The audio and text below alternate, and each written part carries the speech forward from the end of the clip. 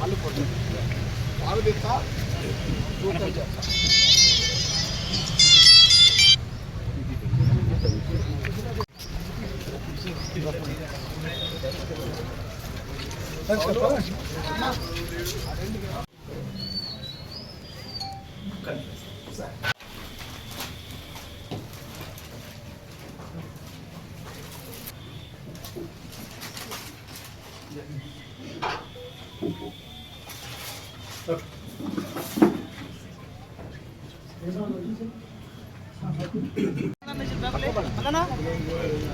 mana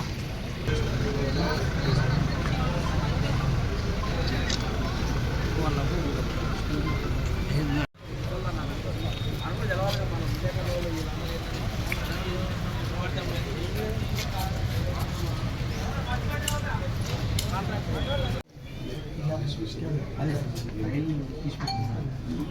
Rajesh విషయంలో OPT పెట్టించారు మనకు ఆ రోజు ఓపీటీ పెట్టాలి వచ్చిన రోజు క్యాజువాలిటీ డాక్టర్ చూశారు సార్ ఆ రోజు దమ్ము వస్తుంది ఆయాసం వస్తుంది చెప్తారు అయితే ఆ రోజు ఓపీ చూస్తే పేషెంట్ యొక్క కండిషన్ ఆక్సిజన్ సాచురేషన్ 80% ఉంది సార్ డీటెయిల్స్ అన్నీ పేషెంట్కి ఏం జరిగింది ఎలా ఉంది అన్నీ రాశారు సార్ ఈసీజీ తీయడం జరిగింది ఆ రోజు ఇది ఈసీజీ సార్ పేషెంట్ ఈసీజీ రాగానే మనకు ఆ రోజు తీసిన ఈసీజీ ప్రకారంగా మనకి ఇక్కడ ఎస్టీ డిప్రెషన్స్ ఉన్నాయి ఇక్కడ ఇవన్నీ ఇక్కడ టీ ఇన్వర్షన్స్ సార్ ఇవన్నీ అంటే కార్డియక్ ప్రాబ్లం ఉంది ఇతనికి కార్డియక్ ప్రాబ్లం ఉందని దీంట్లో నిర్ణయం జరిగింది సార్ అయితే ఇక్కడ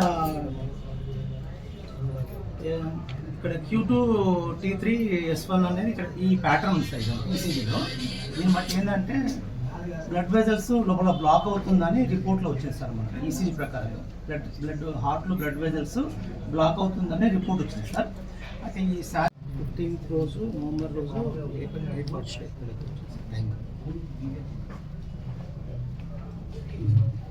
మన వైటల్స్ చెక్ చేస్తారు ప్లీజ్ పోలీస్ స్టేషన్లో అక్రమ నిర్బంధం ఆధారాలు బయటకు రావాల్సింది సీసీ కెమెరాలే అక్కడ ఆధారాలు మాయం చేస్తున్నారు దీన్ని బట్టి చూస్తే పోలీసులు చెప్పినట్టుగా డాక్టర్లు విన్నరే కానీ డాక్టర్ల వృత్తి ధర్మాన్ని ప్రాణాన్ని కాపాడే వృత్తి ధర్మాన్ని వాళ్ళు నిర్వర్తించలేకపోయిండు అనే విషయం స్పష్టంగా రుజువు అవుతుంది ఈ విషయంలో ఖచ్చితంగా హైకోర్టు సిట్టింగ్ జడ్జితో విచారణ జరిపిస్తేనే అక్రమ నిర్బంధానికి సంబంధించిన విషయాలు బయటకు వస్తాయి పోలీసులు పెట్టిన చిత్ర విషయాలు బయటకు వస్తాయి ఆ తర్వాత అనారోగ్యానికి గురైతే సకాలంలో వైద్యం అందించని హుజూర్నగర్ వైద్యులది బయటకు వస్తుంది ఇక్కడ జాగ్రత్తలు తీసుకోలేని సకాలంలో హైదరాబాద్కు పంపించలేని సూర్యాపేట వైద్యులది కూడా బయటకు వస్తుంది అదే సమయంలో ఇక్కడ మొదటి నుంచి సూర్యాపేట ఎస్పీ మరి ఆయనకు కోదాడ ఎమ్మెల్యే ఒత్తిడి ఉన్నదో మాకు తెలియదు లేదా హుజూర్నగర్ నుంచి ప్రాతినిధ్యం వహిస్తున్న ఉత్తమ్ కుమార్ రెడ్డి గారు మంత్రి ఆయన ఒత్తిడి ఉన్నదో మాకేమీ స్పష్టమైన ఆధారాలు లేకపోయినా ఆయన స్వతంత్రంగా ఆయన తమ విధులు నిర్వహించట్లేదని మొదటి నుండి ఈ కేసును నిర్వీర్యం చేయడానికే ఇక్కడ ఎస్పీ గారు ప్రయత్నం చేస్తున్నాడు అని స్పష్టమైన ఆధారాలు కనిపిస్తున్నాయి ఎస్పీ గారు కేవలం అక్రమ నిర్బంధాన్ని బయటకు రాకుండా చేయడం కోసం రాజేష్ విషయంలో పెట్టిన చిత్రహింసలు బయటకు రాకుండా చేయడం కోసం ఆయన ఒక ఎస్పీగా ఆయన బాధితుల పక్షాన లేడు కానీ ఇందులో నిందితులు ముందు పోలీసులను కాపాడడం కోసం మాత్రమే ఆయన బాధ్యతలు నిర్వహిస్తున్నట్టుగా కనిపిస్తున్నది అందుకు సాక్ష్యం ప్రధాన సాక్ష్యం ఏ రిమాండ్ రిపోర్ట్ అయితే హైకోర్టుకు వీళ్ళు సబ్మిట్ చేశారో ఆ రిమాండ్ రిపోర్ట్ మొత్తం హైకోర్టుకు చూపెట్టిన మొత్తం కౌంటర్ ఫైల్ మొత్తం ఎస్పీ గారు ధృవీకరించి పంపాడు కానీ ఎస్పీ గారు ధృవీకరించిన దాంట్లోనే అన్ని సత్యాలే అని చెప్పి ఆయన ధృవీకరించిన దాంట్లోనే 100 తప్పులు ఉంటాయి దానికి బాధ్యుడు ఆయనే అంటే నేరాన్ని కప్పిపుచ్చే ప్రయత్నం చేస్తే మరిన్ని నేరాలకు పాల్పడడానికి అవకాశం ఉంటుందని ఆయన సాక్ష్యం చెప్పేశాడు రెండోది ఇక్కడ ఇది కోదాడ జ్యూరిడిక్షన్కి సంబంధించిన అంశం. చిలుకూరు కోదాడ పరిధిలో ఉన్నది. ఘటన జరగడానికి కారణం కోదాడ పోలీస్ స్టేషన్లో ఉన్నది. కానీ ఇప్పుడు ఈ కేసును హుజూర్నగర్కి సంబంధించిన సిఐకి అప్పచెప్పాడు. ఇప్పుడు హుజూర్నగర్ సిఐ ఒక మంత్రి పరిధిలో పనిచేయాల్సి వస్తుంది. ఒక మంత్రి ఏరియాలో పనిచేస్తున్నాడు. ఇక్కడ ముందు మేము కోదాడ డిఎస్పీకి ఇచ్చింది, కోదాడ డిఎస్పీకి ముందు ఇచ్చింది అక్రమ నిర్బంధంలో మా కొడుకును చిత్రహింసలు పెట్టడం వల్లనే చనిపోయింది కాబట్టి ఇది పోలీసులు చేసిన హత్య అని చెప్పి కేసు పెట్టడం జరిగింది. ఆ కేసును ఇంతవరకు తీసుకోలేదు. కానీ ఈ కేసు కోదాడ జ్యూరిడిక్షన్ పరిధి అవుతే, కానీ ఇక్కడ ఎస్పీ గారు దీన్ని తీసుకెళ్ళి హుజూర్నగర్ సిఐకి అప్పచెప్పాడు. హుజూర్నగర్ సిఐ ఎస్పీ ఒకే సామాజిక వర్గం సంబంధించిన వాళ్ళు. ఇక్కడ ఈయన మీద ఎమ్మెల్యే ఒత్తిడి, మంత్రి ఒత్తిడి ఎస్పీ మీద ఉన్నది. రేపు ఈ కేసును నిర్వీర్యం చేయడానికి హుజూర్నగర్ సిఐ కూడా ప్రయత్నం చేస్తాడు. దానికి కారణం ఏంటంటే ఇది అక్రమ నిర్బంధం పెట్టలేదు, ఇతన్ని చిత్రహింసలు పెట్టలేదు అని ముందే హుజూర్నగర్ సిఐ సోషల్ మీడియాలో పెట్టాడు. అంటే ఆయనే ఇది అక్రమ నిర్బంధం కాదని చెప్పినప్పుడు ఆయన కేసు ఎట్లా విచారణ చేస్తాడు? రెండోది, అక్రమ నిర్బంధం కేసు మాత్రమే హుజూర్నగర్లో పెట్టారు. ఈయన డైరెక్ట్ పోయి పెట్టించాడు. ఎస్పీ గారు పెట్టించాల్సింది ఎక్కడ? కోదాడలో. మేము ఫిర్యాదు ఇచ్చింది ఎక్కడ? కోదాడలో. పెట్టాల్సింది పోలీసుల మీద ఏ కేసు? Murder case. కానీ ఇక్కడ మర్డర్ కేసు పెట్టలే, కోదాడ పరిధిలో పెట్టలే. అంటే మంత్రి నియోజకవర్గంలో మాత్రమే పెట్టడం ఉద్దేశం ఏంటంటే దీన్ని మొత్తం కేసు నిర్వీర్యం చేసే కుట్రలో భాగంగా హుజూర్నగర్ సిఐకి అప్పచెప్పడం జరిగింది. హుజూర్నగర్కు ఎస్పీ వెళ్ళి ఆ పని చేయించాడు. అంటే నేరస్తులనే కాపాడే ప్రయత్నంలో ఎస్పీ గారు ఉన్నారు అనడానికి ఇది ఒక రెండో సాక్ష్యం. వాళ్ళు మాకు పర్మిషన్ ఇచ్చారు, కానీ పోలీసుల ఒత్తిడి పెరిగి ఆ స్కూల్ పర్మిషన్ మళ్ళీ రద్దు చేసుకుంటామని చెప్పి మళ్ళా అది స్కూల్ వాళ్ళు మాట్లాడుతున్నారు. అంటే అక్కడ సిఐ ఎవరైతే ఉన్నారో అక్కడ సిఐ కొంత అమర్యాదగా ఎంఆర్పిఎస్ కార్యకర్తలతో ప్రవర్తిస్తూ మీరు పెడితే మేము ఎందుకు పర్మిషన్ ఇవ్వాలి, మీకు పలానా స్కూల్లో పెడితే పర్మిషన్ ఎట్లా వచ్చింది, ఆ పర్మిషన్ నేను రద్దు చేపిస్తా అని చెప్పి అక్కడ సిఐ ఒక ఎస్టీ సోదరుడు అన్నబడుతుండ్రు. కానీ ఆయనకు ఎస్సీ స్పృహ కూడా లేనట్టుగా ఉన్నది. అక్కడ మాకు పర్మిషన్ స్కూల్లో జరపకుండా ప్రయత్నం చేసే కుట్రలు జరుగుతున్నాయి. దాన్ని కూడా మేము ఛేదించి ముందుకెళ్తామనే విషయం కూడా మేము స్పష్టం చేస్తూ, ఏది ఏమైనా ఈ కేసు పరిధి నుంచి మొత్తం సూర్యాపేట జిల్లా పరిధిలో ఉన్న డిపార్ట్మెంట్ మొత్తం తప్పించి వచ్చే అధికారికి మేము సహకరిస్తాం. కానీ రీపోస్ట్ మార్టం జరగాల్సిందే, ఎస్ఐ సస్పెండ్ కావాల్సిందే, ఎస్ఐ మీద మర్డర్ కేసు పెట్టాల్సిందే. అంతవరకు మా పోరాటాన్ని కొనసాగిస్తామనే విషయం తెలియజేస్తున్నాను. మేము పెట్టింది మర్డర్ కేసు అవుతే అక్కడ కేవలం అక్రమ నిర్బంధం కేసు. అక్రమ నిర్బంధం హుజూర్నగర్లకు సంబంధం ఏంటిది? అక్రమ నిర్బంధం అనేది హుజూర్నగర్ సంబంధం ఏంటిది? చిత్రహింసలు పెట్టింది హుజూర్నగర్కు సంబంధం ఏంటిది? అక్కడ కేసు ఎలా నమోదవుతుంది? మేము పెట్టింది కోదాడలో, అది చిలుకూరు పోలీస్ స్టేషన్ కూడా కోదాడ పరిధిలోనే వస్తుంది. డిఎస్పీకి మేము ఇచ్చాం. కానీ అక్రమ నిర్బంధం ఇక్కడ జరిగితే, చిత్రహింసలు ఇక్కడ జరిగితే ఈ కేసుని తీసుకెళ్లి హుజూర్నగర్కు అప్పచెప్పడం అంటే కేసును నిర్వీర్యం చేసే కుట్రలో ఎస్పీ గారు ప్రధాన భూమిక పోషిస్తుండ్రు అనడానికి ఇది ఒక బలమైన సాక్ష్యంగా కనిపిస్తున్నది. అదే సమయంలో మేము పెట్టిన కేసు మర్డర్ కేసు అవుతే ఆయన కేవలం నిర్బంధం కేసు మాత్రమే హుజూర్నగర్లో పెట్టారు. హుజూర్నగర్లో నిర్బంధం ఎక్కడ జరగలేదే, హుజూర్నగర్లో చిత్రహింసలు పెట్టిందని చెప్పి మేము ఫిర్యాదు చేయలేదే. మేము ఫిర్యాదు చేసింది నిర్బంధం, అక్రమ నిర్బంధం పెట్టింది కోదాడలోనే చెప్పాం, చిలుకూరు అని చెప్పేశాం, ఫిర్యాదు ఇచ్చాం. కానీ నేను అక్కడికి తీసుకెళ్లి దీన్ని నిర్వీర్యం చేసే ప్రయత్నం చేస్తున్నాడు. అంటే మర్డర్ కేసును లేకుండా చేయడం కోసం ప్రయత్నం చేస్తున్నాడు. అదే సమయంలో ఇంకొక విషయం గుర్తు చేస్తున్నాం. మాకున్న సమాచారం మేరకు ఇందులో ఒక హోంగార్డు స్థాయి నుంచి మొదలుకుంటే ఎస్పీ వరకు ఈ కేసులో ఉన్నారు. రాజేష్ మృతి కారకులు అనబడుతున్న వాళ్ళలో అరెస్ట్ చేసిన కాడ నుంచి కేసును మాయం చేసే కుట్ర చేసే కాలంలో హోంగార్డు నుంచి ఎస్పీ వరకు ఉన్నారు. కాబట్టి ఈ కేసును సూర్యాపేట జిల్లా పరిధి నుంచి తప్పించి బయటి జిల్లాకి ఇవ్వమని చెప్పి మేము మొదటి నుంచి కోరుతున్నాం. ఇప్పుడు నల్గొండ జిల్లాకు సంబంధించిన ఒక పోలీస్ అధికారి ఈ కేసు విచారిస్తున్నట్టుగా మాకు కొంత సమాచారం ఉన్నది. అది వాస్తవమో కాదో చెప్పాలి. నల్గొండ పరిధిలో ఉండబడే ఒక డిఎస్పి ఆయన పరిధిలో ఈ విచారణ జరుగుతున్నట్టుగా కొంత మాకు సమాచారం ఉన్నది. ఆ సమాచారం వాస్తవమో కాదో చెప్పాలి. ఒకవేళ అదే వాస్తవం అవుతే ఖచ్చితంగా ఆ డిఎస్పి చేసే సూర్యాపేట జిల్లా కానీ ఒక పక్క జిల్లాలో ఉండబడి ఒక డిఎస్పి చేసే విచారణకు మేము సహకరిస్తాం. కానీ ఆయన విచారణ చేస్తున్నప్పుడు సూర్యాపేట జిల్లాలో ఉండబడే ఏ ఒక్క పోలీసు అధికారి ఆ విచారణ పరిధిలోకి రావద్దు. సూర్యాపేట జిల్లాకు సంబంధించిన ఏ పోలీసులు కూడా, అది ఎస్ఐ అయినా, సిఐ అయినా, డిఎస్పీ అయినా, ఎస్పీ అయినా, ఎవరైనా సరే వీళ్ళ పరిధి నుంచి కాకుండా నల్గొండ జిల్లా పరిధో లేదా బయట నుండి డిఎస్పీ ఎక్కడ నుండి వస్తున్నాడో ఆ పరిధికే వర్తింపజేయాలని చెప్పి మేము డిమాండ్ చేస్తున్నాం. ఈ విషయంలో మరొకటి స్పష్టం చేస్తున్నాం. ఖచ్చితంగా ఇంట్లో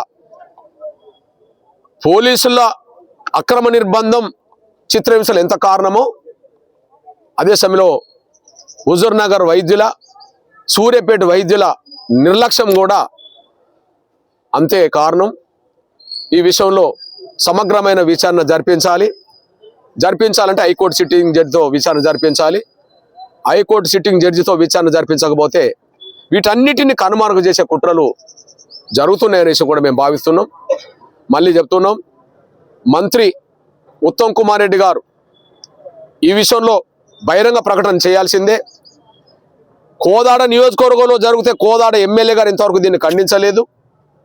సురేష్ రెడ్డిని కాపాడుతున్నది, ఎస్ఐ సురేష్ రెడ్డిని కాపాడుతున్నది కోదాడ ఎమ్మెల్యే. అదే సమయంలో హుజూర్ నగర్ నుంచి ప్రాతినిధ్యం వహిస్తున్న ఉత్తమ్ కుమార్ రెడ్డి గారే సురేష్ రెడ్డిని సస్పెండ్ కాకుండా కాపాడుతున్నారనే విషయం స్పష్టంగా ప్రచారం జరుగుతుంది.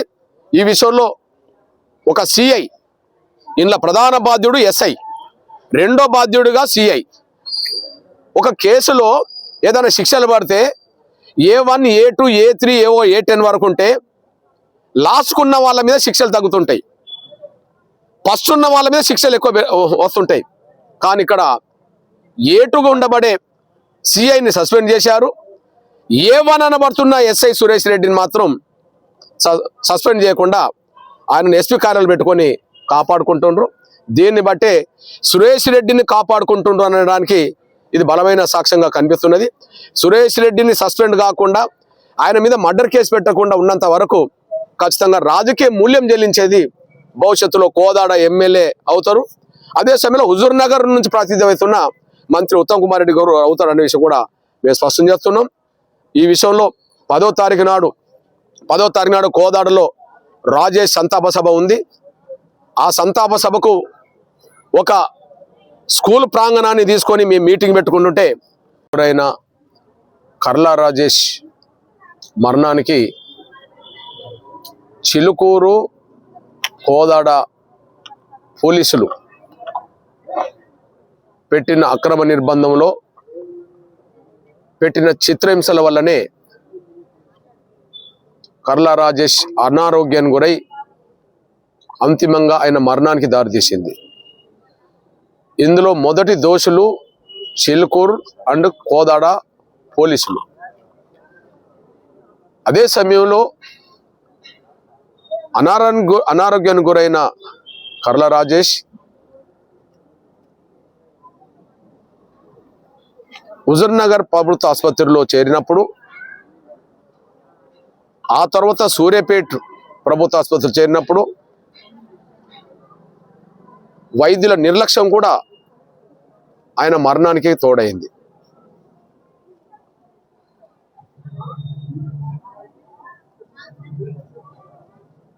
నవంబర్ 15వ తారీఖు నాడు జైల్లో ఉండబడే రాజేష్ హుజూర్ నగర్ ఆసుపత్రికి వచ్చినప్పుడు జలుబు, దగ్గు, తీవ్రమైన ఆయాసంతో వచ్చాడు. ఉదయం 10:30కు ఆయాసంతో వచ్చిన వ్యక్తిని అన్ని కోణాల్లో పరిశీలించకుండా కేవలం జలుబు దగ్గుకు సంబంధించిన టాబ్లెట్లు ఇచ్చి మళ్ళీ జైలుకు పంపారు. జైలుకు పంపిన తర్వాత మరొకసారి తీవ్రంగా ఆయాసం వస్తే ఆయనను మళ్ళీ హుజూర్నగర్ ప్రభుత్వ ఆసుపత్రికి తీసుకొచ్చారు. 4:15కు ప్రభుత్వ ఆసుపత్రి తీసుకొస్తే దాన్ని ఐడెంటిఫై చేయడానికి, ఆయాసం పెరగడానికి ఐడెంటిఫై చేయడానికి వాళ్ళు ఏదైతే ఈసీజీ తీసినప్పుడు ఆ ఈసీజీలో ఆయాసం పెరగడం వల్ల ఏదైతే గుండె సంబంధించిన సమస్యలు రావాలో అది వచ్చేసినాయి. అప్పుడు ఐడెంటిఫై చేశారు. అదనంగా అక్కడ 3 గంటలు టైం తీసుకున్నారు. ఇక్కడ 8 గంటల వరకు 8:15 వరకు ఇక్కడికి తీసుకొచ్చేసారు. హుజూర్నగర్ ప్రభుత్వ ఆసుపత్రిలో ఏ సాయంత్రం అయితే ఈసీజీ తీశారో అదే ఈసీజీ ఉదయం 10:30కు వచ్చినప్పుడే తీస్తే ఆ తీవ్రత అర్థమయ్యేది. ఆ సమయానికి సూర్యాపేట పంపినా కూడా తర్వాత గాంధీ ఆసుపత్రిలో చేరడానికి దారితీసేది. అక్కడ ఉదయం పూట సీరియస్గా వాళ్ళు తీసుకోలేకపోవడం వల్లనే సాయంత్రం వరకు ఆయన అనారోగ్యం తీవ్ర రూపం దాల్చడానికి దారితీసింది, ఆయాసం పెరగడానికి దారితీసింది. దానికి అక్కడ వైద్యుల నిర్లక్ష్యం స్పష్టంగా కనిపిస్తుంది. ఇక్కడికి వచ్చిన తర్వాత సూర్యాపేట ఆసుపత్రికి వచ్చిన తర్వాత ఇక్కడ నిర్లక్ష్యం కూడా పతాక స్థాయిలో ఉన్నది. ఇక్కడ ఈసీజీ ఎక్స్రే తీసిన తర్వాత ఈ గుండెకు సంబంధించిన సమస్య తీవ్ర రూపం దాల్చున్నప్పుడు, ఆయాసం పెరిగినప్పుడు వెంటనే సూర్యాపేట నుంచి గాంధీ ఆసుపత్రికి పంపాలని నిర్ణయం తీసుకున్నారు. కానీ నిర్ణయం తీసుకునే సమయానికి పంపే సమయానికి మధ్యలో 2 గంటల నిర్లక్ష్యం జరిగింది. 2 గంటల నిర్లక్ష్యం జరిగింది. 8:15కే అతను సీరియస్గా ఉన్నాడనే విషయం తెలిసినప్పుడు దాదాపు 2-3 గంటల పాటు 11 తర్వాతనే ఆయన ఇక్కడ ప్రైవేట్ అంబులెన్స్ ఇచ్చి పంపారు. ఇక్కడ గవర్నమెంట్ అంబులెన్స్ ఉన్నది. అంబులెన్స్లో ఆక్సిజన్ పెట్టి పంపడానికి అవకాశం ఉన్నది. కానీ 11:30 దాకా ఆపి పోలీసులు వెంటనే తీసుకెళ్ళలేదనే పేరుతో వాళ్ళు తీసుకొచ్చిన ప్రైవేట్ అంబులెన్స్లు తీసుకెళ్ళి ఆయన చావు కారకులయ్యారు.